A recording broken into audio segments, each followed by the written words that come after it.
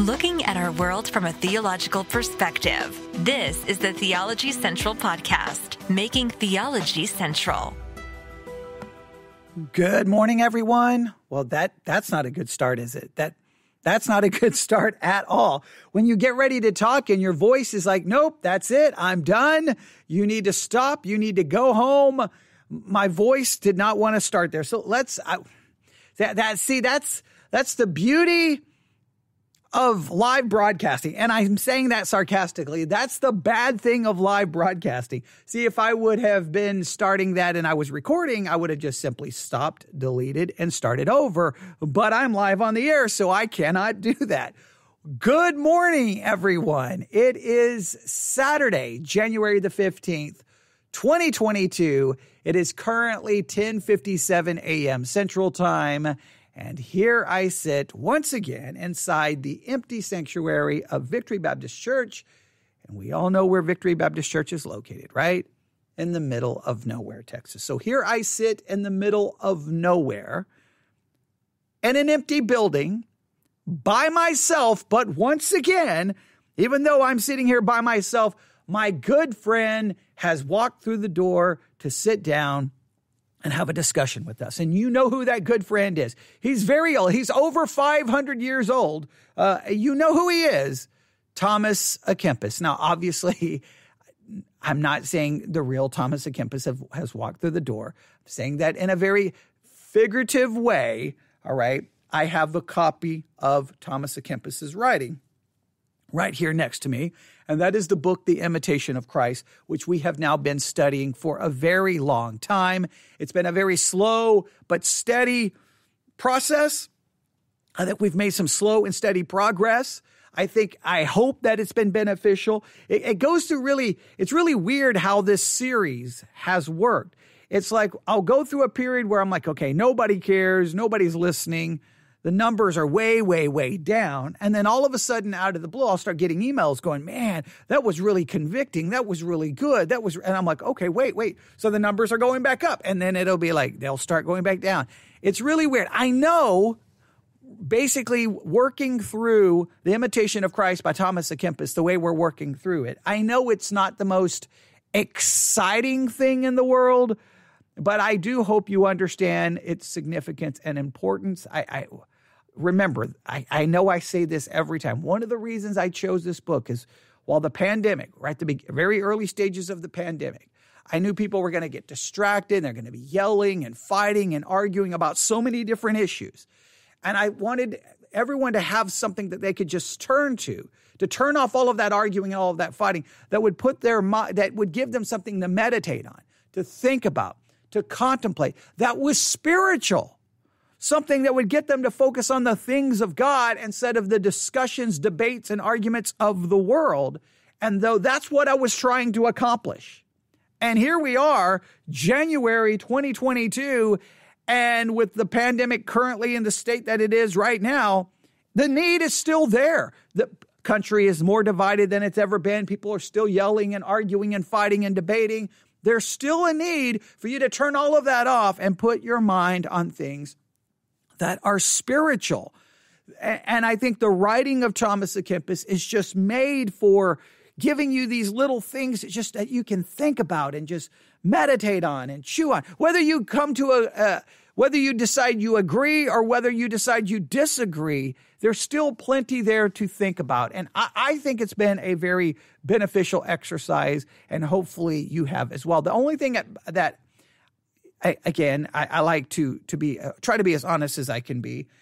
I sometimes get mad at myself because there's plenty to think about, and then instead of really doing enough thinking on it, I have a tendency then to close the book and go move on to the next thing and move on to the next thing and move on to the next thing. And if you listen to this podcast, you know we're always going to another thing and then another thing and then this, and we're working on this and we need to do this. I start so many things that it's almost impossible for myself to keep up. But so that sometimes makes me angry that I could have probably done a better job. Sometimes I think I could do a better job in limiting the number of episodes, but then at the same time, and when I say limiting the number of episodes for this podcast, because we cover so many different things, sometimes I think I could be we could improve the focus if we did that. But then I feel like if we did that, we would be missing out on talking about so many important issues.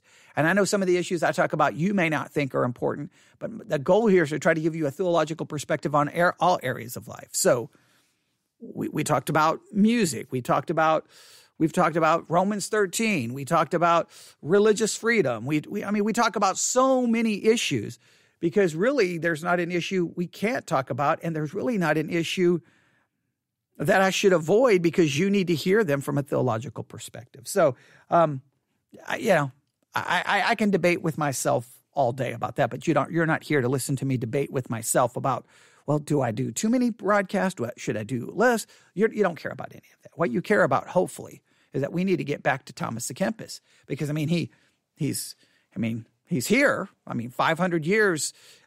He's old enough, right? We don't want to keep him waiting any longer, right? So come on, have a seat right here. Here. Let's pull up a chair right here. Let's pull up a chair right there. Have a seat, Thomas. All right. What do you have for us today, Mr. Thomas à Kempis? What do you have for us? Yes. No, that's an iPad. I know you don't know what that is, but that's an iPad. Okay. All right. Here we go. All right. Here is, I'm joking, obviously. All right. Here we go. Are you ready? We are in Book 2, Chapter 5, Consideration of Oneself. What Thomas à Kempis has tried to explain to all of us is that we have a tendency to be preoccupied with everyone else, their sin, their failures, their shortcomings, their problems. And we're preoccupied with everyone else. And as a result of being so preoccupied with everyone else, we ignore our own selves and where we are spiritually. And it's to our own spiritual detriment. Think of it this way. Your spiritual growth is hindered when you spend all of your time looking out a window instead of looking into a mirror. Now, we should be preoccupied with other people. And if you listen to the last broadcast, these two are very much connected. Sometimes when we should be looking out at other people, in other words, looking how to help other people, preferring other people above ourselves, putting people before us, ministering to other people. Sometimes when we are supposed to actually be looking to other people, then we only look at ourselves. And then when we actually shouldn't be looking at other people and looking at ourselves, we then have a tendency to look at everyone else. When it comes to failure, sin, gossip, slander, we're all up in everyone else's business. When it comes to ministering to other people, then we tend to prefer ourselves over other people. We have a major issue with this, but Thomas à Kempis wants us to focus on this. Stop being worried about everyone else's problems, everyone else's sins. Stop getting in everyone else's business. You've got enough problems, enough sin, and enough weakness in yourself. And I think that is obviously very important advice. I'm going to go back and just read the paragraph right before I'm going to read the last paragraph we covered, and this will lead us into the new one. Here we go.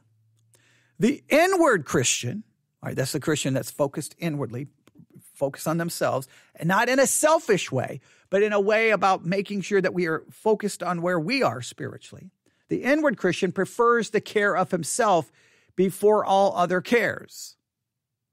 And he who diligently attends unto himself easily keeps silence concerning others. In other words, you are worried about yourself. You're focused on yourself, and you're not. And you keep silent about other people. Look, if you are focused on yourself, trying to make yourself better spiritually, you're working on yourself and your own spiritual state, then you're silent about other people. You're not running around talking about other people, spreading their sin, spreading their weaknesses, hurting their character. You will never be thus inwardly devout unless you be silent concerning other men's matters. You're never going to be truly devout until you are silent about everyone else's business. Stop talking about everyone else. It says, you will never be thusly inwardly devout unless you be silent concerning other men's matters and look especially to yourself If you attend wholly unto yourself and God, you will be little moved with what you see abroad. If you really are preoccupied with yourself, you won't be so moved by what you see outside of yourself. It doesn't mean you won't be bothered by it. It just means that you're going to have a proper balance. I think that's important. All right. Now, from there, he moves on to this. I know there's so much more there we could say and try to work out and try to even make it as more clear, but at some point I have to move on. And again, what determines a lot of what we discuss is your feedback. So you don't give me feedback, I just have to move on. All right, so here we go. He starts with this. All right, you ready? All right, here's Thomas Kempis. This is what he has to say for us. I could try to give a different voice here, okay, and pretend like it's Thomas Kempis talking, but I'll just read his words. Here we go. All right, I'm not going to take this illustration of Thomas Kempis sitting next to me too far. Now, I did pull up an actual chair right here next to me. So I went so far to at least pretend Thomas Kempis is sitting here, but I'm not going to now change my voice and try to sound like Thomas Kempis because that would be really embarrassing. Okay, here we go. Are you ready? Where are you when you're not with yourself? That's an interesting question. Where are you when you're not with yourself? No, what do you think Thomas Kempis is saying? Where are you when you're not with yourself? What do you think he's asking there? Like, I mean, I wish everybody was here in the church. I wish I wasn't in an empty sanctuary because I would love to get people going. Well, I think he means, and it would be just fascinating to see what everyone would come up with. Let's see if, instead of trying to speculate, let's see if we can try to figure it out by reading more. Here we go. Where are you when you're not with yourself? And when you have run all over, what have you then profited if you have neglected yourself? So in other words, I think the idea is when you're not, in a sense, when you're not with yourself, when you're just running around focusing on everyone else, and you, in a sense, as he says, you've neglected yourself, where was the profit? Now, this is not, I want to make it very clear, and I'm very sensitive to this considering what we just talked about in the last live broadcast about the new COVID variant, selfishness. I talked about selfishness. What he's talking about, he's not talking about where you're running around trying to minister to other people and help other people and love other people and care for other people. No, it's where you're running around getting involved in everyone else's business, worried about what everyone else is doing, condemning everyone, judging everyone, have an opinion on what everyone else is doing. What does that profit when you neglect yourself? That's what he's getting at. Look, we live in a culture, if you think about it, especially with social media, where we spend so much time on social media talking about other people, giving our opinions about other people. It doesn't matter. It can be celebrities. We have an opinion about what they said. We have an opinion about how they dressed. We have an opinion about everything. And it's always about everyone else. We got to stop talking about everyone else. Stop it. If you desire peace of mind and true unity of purpose, you must still put all things behind you and look only upon yourself. If you want true peace of mind and true unity of purpose, if you want to be, you have one true purpose and you want peace of mind, stop, as he says, look only upon yourself. Don't worry about everyone else, what everyone else is doing. You've got, it's just, that's all we do. We run around. Oh, someone says something on social media. I've got to say something about what they did. And we look. We're looking. And I've said it so many times. And there's just been lots of studies of this. That there's different levels of conversation. And one of the lowest levels of conversation is where you simply talk about other people. All right. Now, so the highest level of conversation is where you're talking about ideals and principles and philosophies. Where you're not just talking about other people. It used to drive me crazy at work. Now, some people caught on to the way my mind worked, but I hated, like, I don't want to know what so-and-so did. I don't care about, it's just like this mindless gossip, chit chat, it would drive me insane. So I was always the one like, hey, just throw out some random philosophical question. I wanted to talk about ideas and things important, not people. Drives me crazy. when you find out your conversation is talking about people and not ideas and things are important, that's a bad sign. And when you just got to determine how much are you preoccupied with other people and you're not really considering yourself spiritually. Listen, let me make it very clear. When you read this chapter, there's a feeling that maybe you'll get this feeling. And I know that I'm really emphasizing this feeling in the way how I keep repeating myself. But in a sense, you're kind of like, okay, Thomas, I get it. Like, can we move on? But Thomas really wants to drive this point home that our spiritual advancement greatly is dependent upon whether we're looking out of a window or looking into a mirror. And if you're always looking out the window, knowing what everyone else is doing and worried about everyone else and talking about everyone else and condemning everyone else and judging everyone else and have an opinion about everyone else, it's probably going to be detrimental to your spiritual life. He's really driving that point home. You shall then make great progress if you keep yourself at leisure from all temporal care. Now, he's kind of transitioning a little bit here. You can make great progress spiritually if you keep yourself at leisure from all temporal care. You shall fall back if you esteem anything temporal. If you esteem anything. So let's do this. I'm going to look up two words here. Let's look up the word esteem. The word esteem definition. All right. To esteem something is to respect. It's respect and admiration. Respect and admiration. When you have great admiration, great esteem of anything that's temporal, right? Anything temporal, you hurt yourself spiritually. This is the philosophy of Thomas à Kempis. This is how he feels about the situation. If you're out there and you esteem something, you have great admiration, you grab onto something that's temporal, you hurt yourself spiritually. You need to esteem and admire spiritual things, not temporal things. Now, exactly what that looks like, I could try to expand it a little bit, but again, I want to give you some of these things for you to ponder on. I think we're down to the last paragraph here. Yes, last paragraph. Let nothing be great unto you, nothing high, nothing pleasing, nothing acceptable, except it be simply God or comes of God. All right, now, this is where we have to once again understand Thomas à Kempis.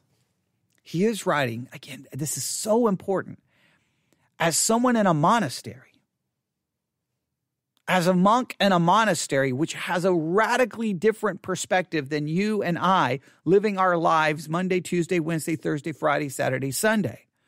Now, how do these principles are applicable to us, and are they even biblical? That again, we don't want the writings of Thomas à Kempis to become extra biblical rules. We don't want that, okay? We don't want to formulate a new, legalistic principles. No. What we want to just consider what he has to say and just think about how it is applicable to us. Now, some of the things he's going to put forth, I think we can either just be outright dismissive of and go, you know what, that's just how they think in a monastery, has no application to me. And I think that's wrong. I think another way it would be wrong to take it and say, this is now the rule that everyone must follow. That would be wrong.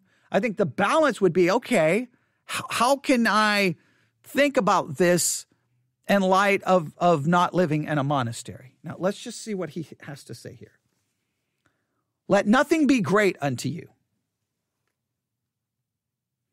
He doesn't want you to consider anything great or be like, oh, wow, that's amazing, that's great. Other than if it's God or comes of God.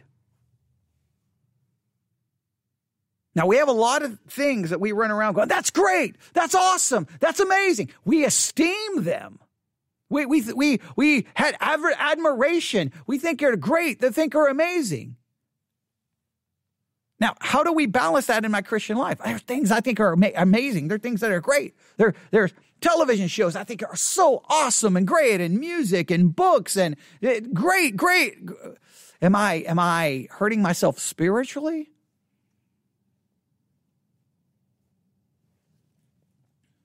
How does that work? Let nothing be great unto you, nothing high, nothing pleasing, nothing acceptable except it be simply God or comes of God. Esteem all comfort vain. So anything that brings pleasure, anything that brings comfort, you should just see it as vanity of vanities unless it is God or comes directly from God.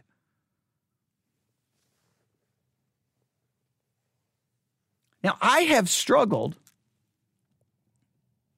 with a lot of this in my Christian life. I've gone through so many ups and downs and trying to figure this out. I have struggled with this. And I was really confronted with this, and I've talked about this before. I was confronted with this when I joined the United States military. Then I went off to obviously basic training. Then after basic training, I went to Shepherd Air Force Base in Wichita Falls, Texas for my technical training for the medical world. So I'm there at Shepherd Air Force Base. I can't remember how long I was there, a long time. Then finally I graduated from technical school. Then I had a time of leave. Then I finally went to my first duty station, which was going to be Offutt Air Force Base in, well, technically Bellevue, Nebraska, but it's classified as Omaha, Nebraska. It's actually located in Bellevue, Nebraska. Offutt Air Force Base. All right, so Offutt Air Force Base, I have to take a bus. Now, it's just so weird to me that I'm in the Air Force and I have to take a bus to my first duty assignment. I'm like, I'm in the Air Force, right? Airplanes, right? I can't be flown to my first duty assignment. So I'm in a bus, and I was on that bus forever. From Abilene, Texas to Omaha, Nebraska. I think just driving in a car is like 14 hours. So on the bus, I think it literally was 24 hours or more that I was on that bus. It was crazy because it's not just a direct shot on the bus. It was just nuts. So finally I arrive downtown Omaha, Nebraska at the Greyhound bus station. And when I get off the bus, in the military, they have a sponsor who's going to meet you there and be there. And so I have my sponsor is waiting on me. And we get in the car.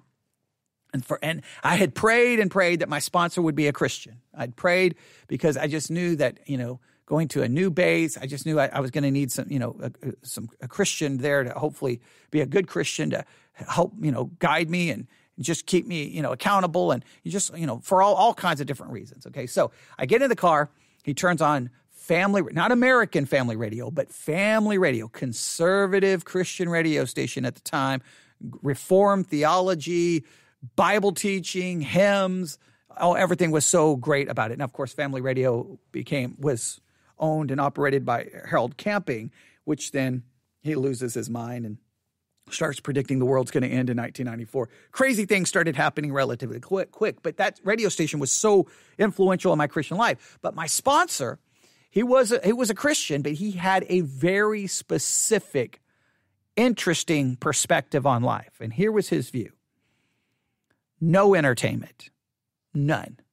Entertainment, mindless, waste of time, that what we as Christians should be focused on is church, ministering to other people, praying, Bible study, listening to hymns, Bible memorization, Bible reading, minister to other people. I mean, that's your life. Now, a couple of things to remember. He was single, so he didn't have a family. So in other words, his perspective wasn't going to impact children or a wife or anybody else. So it was just him and his apartment. I don't think he really even had any furniture. He may have had he had a bed, obviously. Maybe he had a chair. I don't even know if there was a desk in there. Really, there was nothing. It was crazy. And all he did, we'd go to work and we came home. It was sermons, Bible study, prayer. I mean, that was it. That was his life. And if you invited him over to your house, he was basically like, what are we going to do? Like, what we're going to eat. And basically, he was very blunt. If we're not going to have a Bible study, then I'm not coming over. Because he wasn't going to engage in any form of entertainment. He wasn't going to watch sports. He wasn't going to go to a sporting event. Wasn't going to go to a concert. nothing for entertainment. Music wasn't for entertainment. It was obviously for edification and to draw him closer to God. So it was hymns. That was it.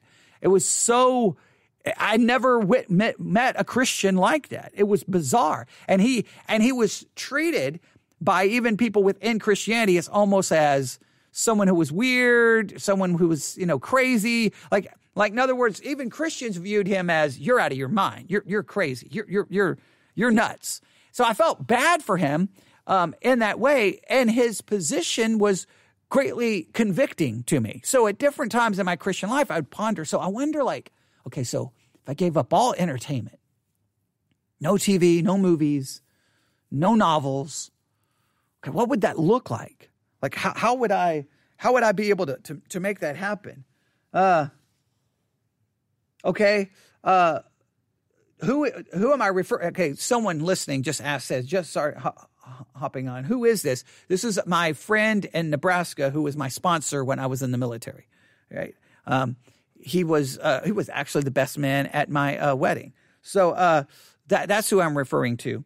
And he had just this crazy view that you couldn't do anything, just everything with God. And of course he would argue. And he would cite as his reason for his position would be a couple of things. He would like, well, the Bible doesn't call us to entertainment or do that. It calls us to the Great Commission, to pray without ceasing, to study to show yourself approved, to meditate on God's word day and night. He would quote all of these scriptures and he would make a pretty good, valid point. And then he would cite many times people in church history like Thomas à Kempis. And Thomas à Kempis is basically saying, hey, don't esteem anything other than that which comes from God. In fact, let me read it to you again. All right. Let nothing be great unto you, nothing high, nothing pleasing, nothing acceptable, except it be simply God or comes from God. Esteem all comfort vain. Esteem any pleasure as vain unless it comes directly from God. Now, other Christians have a different perspective. They're like, well, wait a minute. I can enjoy these things that come from God, and they see, well, art comes from God, so I can enjoy it. That they see it from a different perspective, that I know I am enjoying these things. They see it as somehow being from God, even though it's not really leading you to God or helping you spiritually. They think you can just take enjoyment in it. So where is that balance? I don't know. But what I was trying to say is I struggled with this in my Christian life. Like, okay, so that's it. No entertainment, nothing, just scripture. And then I would go, well, is that just legalism? How do I, or you would find yourself, and I saw some Christians who had a similar view to this individual, not as strict as his, but they would be like, no television, no secular music. But then you would notice that they weren't spending all of their time reading their Bible.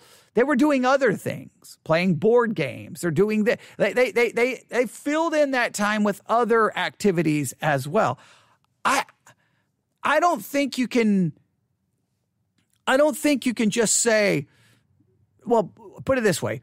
Here's always what tends to happen is whatever decision a person makes for themselves, they tend to want to impose that concept on everyone else as a legalistic rule. Now, my friend, he never did that. He was like, if other people want to do that, you do what you want, but I'm not. Like, and like even at work, when lunchtime, I don't think he ever ate maybe every once in a while he would eat at lunch, but if he did eat, he would eat quickly, and then guess what the rest of his lunch hour was? He was sitting there with a Bible and a notebook. So it was completely different than the way most Christians acted, but he never tried to impose it on other people as you're not as spiritual as me. It never became a badge of pride or arrogance. So that's the one thing I greatly respected. But others would always turn it into, well, we don't have a TV, and if you do have a TV, you're not the spiritual ones. We're the spiritual ones. You're ungodly. You're worldly. And I almost always saw it turn into that. I don't listen to secular music. You do. Therefore, I'm godly. And that's not beneficial to anyone. That goes against Thomas à Kempis's other concept. His other concept is stop worrying about everyone else. I think every Christian has to decide for themselves how do you engage with things that are not directly spiritual? Entertainment, friends, activities, get-togethers, picnics, camping, fishing, hunting, quilting, whatever you want to do, scrapbooking, I don't even know what you want to do, whatever you want to do, sports, whatever it is. How do you balance that? And I don't think many Christians have a good answer for it. I think many Christians just do kind of whatever they want to do, which is clearly not the spiritual approach.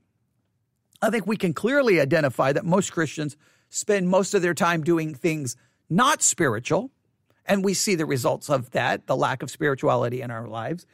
I don't think there's a good answer. I think my thing is this. You have to decide for yourself, and don't then immediately try to shove it down everyone else's throats or allow it to puff you up. Because if you deciding not to engage in other things just makes you spiritually arrogant and prideful, then it didn't actually benefit you. You're like, well, I didn't watch that television show. Okay, I'll give you an example. I've seen this even in church. And sometimes it's just utterly ridiculous. But sometimes people want to show that they're more spiritual than everyone else in church. So you're in church, you're preaching, right? And maybe for an illustration, you mention something like, so during the Super Bowl, there was a commercial, and then someone, and this used to be bad. It's not that way anymore in the church now because it's smaller. But when there was more people, it almost seemed inevitable that someone would speak out and say, wait, the Super Bowl was last night?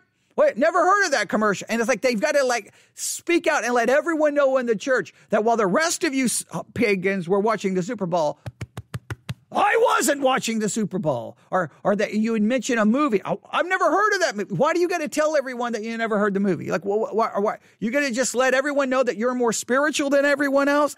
That's spiritual arrogance. That's spiritual pride. So you abstaining from watching that movie, listening to that music, and you not knowing about it has only made you spiritually arrogant. It's not made you better off spiritually. So therefore, that's just as vain.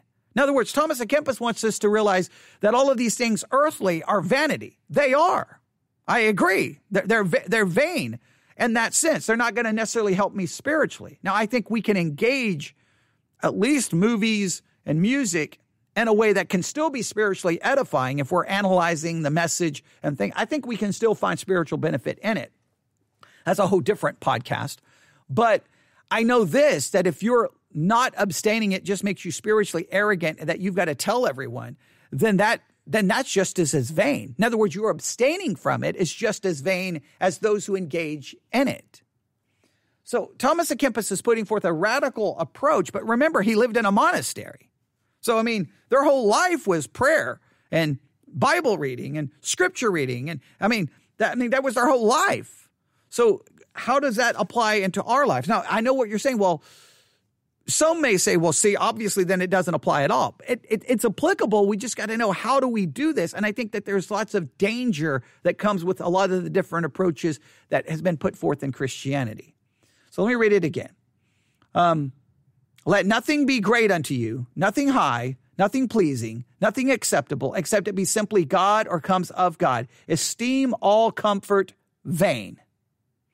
And I'll read it this way. Esteem all comfort vain, which comes to you from any creature.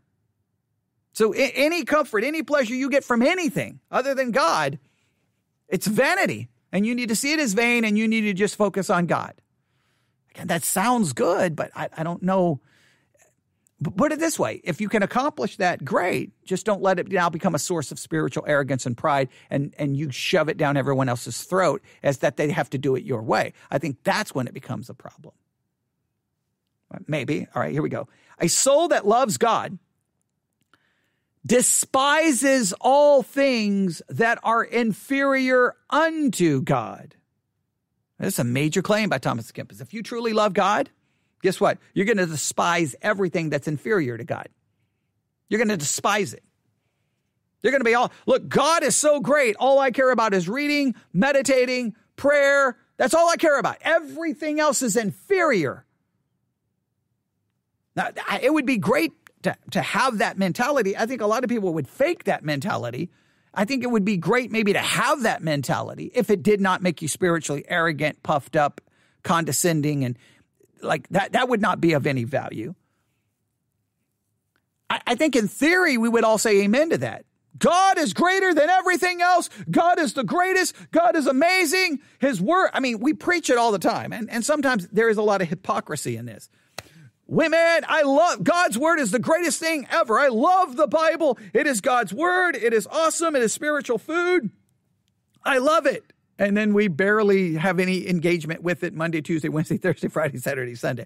God is the greatest thing ever. I'm to love him with all my heart, with all my soul. And we say that and everybody's like, amen. And then we really spend most of the week demonstrating that we love everything else other than God. I think we have to just acknowledge the hypocrisy that we all demonstrate. We all demonstrate it. It's easy to write it down. I could write this in my journal. Okay. A soul that loves God despises all things that are inferior unto God. I can put that in my journal right over here. Well, my journal's way down the end of the table. I could write it down. Ooh, look, that's good stuff. That preaches good.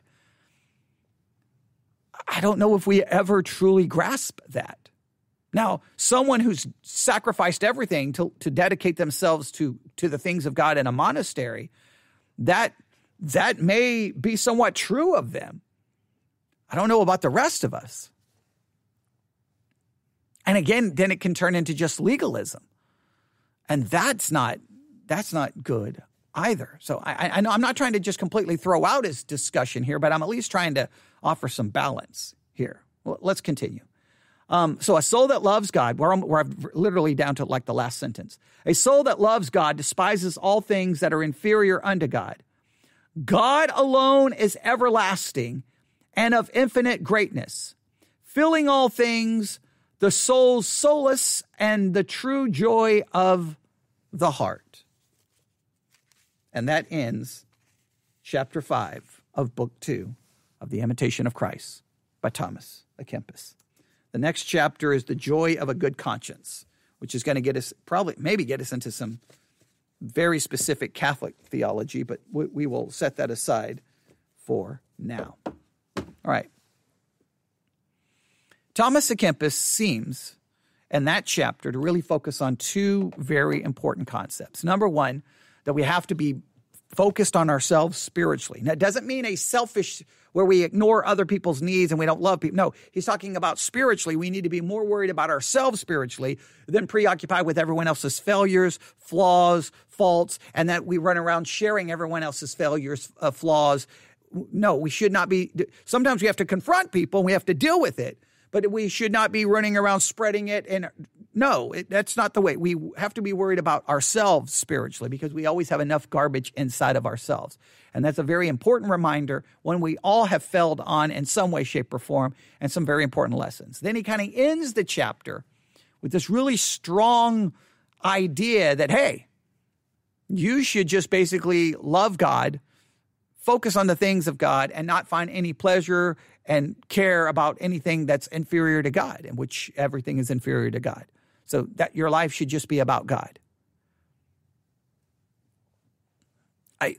That sounds so good. It preaches so good. I don't know how do we have to do that? I don't know. I could build a scriptural case for trying to argue for a life like that. I think I could build a scriptural argument for demonstrating that I believe there's things in life that we can enjoy as well, but there's a balance. I think every Christian will never stop struggling with trying to find that balance. I think every Christian will never come to an end of struggling. There's some Christians who, and the sad part though, and I just have to stress this, I guess, one more time, is so many who really get this idea, okay, that's it, just the things of God. Nothing worldly, nothing fleshly, no entertainment, no movies, no television, no music, no novels. Those who really get to that point spiritually, other than just a very few examples that I can remember, like my sponsor when I was in the military, other than him, I think every other example I've seen of that almost immediately leads to a very arrogant spiritual pride where they look down on everyone else, and a legalism where they want to impose that on everyone else. And that, to me, demonstrates that that is just as vain as the people who may spend too much time doing other things that aren't related to the things of God.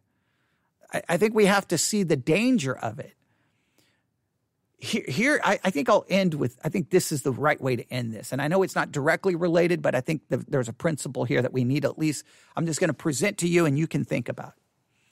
We have a tendency, because of our sinfulness, that every spiritual success that we experience, every spiritual advancement that we experience as Christians has a tendency to become a source of spiritual arrogance and pride, or something that becomes legalistic in how we try to impose it on other people. I think we're all guilty of it. We experience this massive spiritual growth or this closeness to God, and it almost becomes, well, then everyone should be like me. Everyone should do it my way. And then we want to brag to everyone else about what we do. I think we all, probably every Christian has experienced it, a little bit of that spiritual pride, a little bit of it. Or then it becomes a legalistic thing that we want to impose on everyone else.